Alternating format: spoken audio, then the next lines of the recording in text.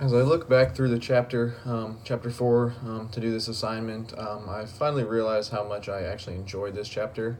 It might be because that I missed the aspect of sports as whenever I was a kid myself, and I think part of me missing sports has led to the career path that I've chosen, athletic training, so I can still have some of those competitive moments and do some of those sports activities that I was once able to do as a kid.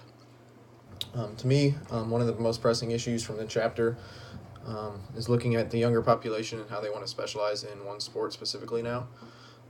Kids these days are watching TV and looking at professional athletes more and more than ever before. Um, a lot of them may have dreams of going to professional sports later on in life, but the sad fact is that not a whole lot of people will play professional sports in their career. Nobody's going to be able to tell a kid that's 6 or 10 years old that they're not going to be able to play professional sports, though. So this is where we come into the fact where you have to allow the kids to be themselves and to get what they're going to get out of their sport. With that being said, young athletes are having to excel more in life and in sports in general, and they think that devoting all of their time and training into one sport is going to give them a better opportunity to succeed in life as a professional. Some of that is true, but also with part of that I disagree, because although you might develop some skills faster, you're not going to be able to achieve your peak potential. Like you're not going to, like, everybody has that ceiling effect that we've talked about in other classes, and you're not going to be able to go past that ceiling effect no matter how long or when you start specializing in one sport. Sports specialization can also lead to other things such as burnouts, and could even make them turn away from sports altogether or just that specific sport. Um, Personally, I've seen this firsthand.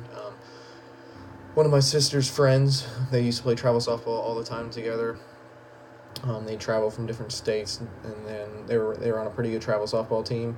She was a pretty dominant pitcher at the time, and she was also the daughter of the coach. And so he would often push her harder than the other girls, and she ended up quitting softball altogether by the time she entered high school. So she already had some Division I offers, and they were getting looked at by Division I teams all across the country. And because she got so caught up in playing softball year round, she got tired of it, and eventually it was too much for her. So that's a couple of the reasons why I don't think sports specialization is good, especially in the younger athletes, which is what this chapter was talking about.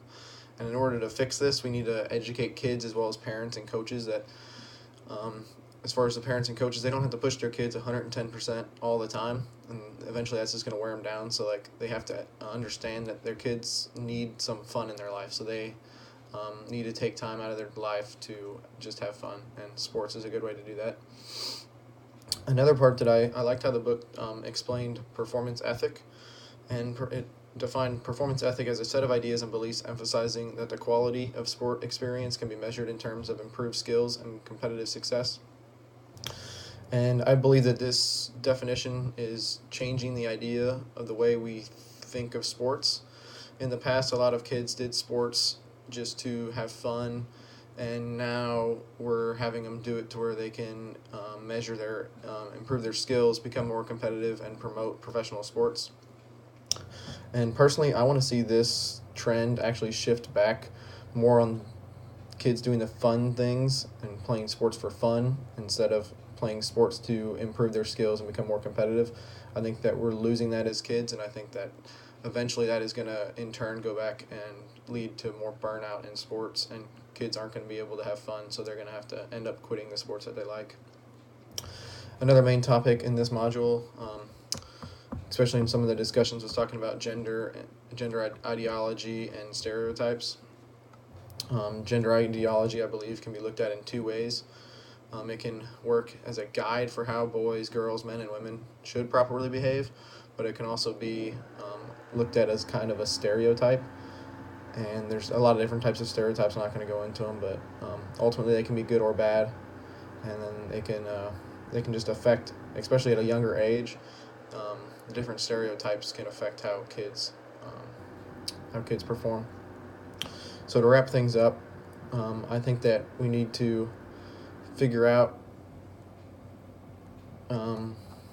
we need to figure out exactly how the kids are going to perform, and then we want to educate them on why they should be performing what they should, and we just need to make sure that it's still going to be fun for the kids, because ultimately, whenever you look at kids, you want to make sure that everything's going to be fun, and then ultimately they're going to make their decision on what they want to do, and I don't think it's fair for parents and coaches to make the decision for them. But I really enjoyed this chapter, and I look forward to using the information that I learned from all of my classes in my future profession and jobs.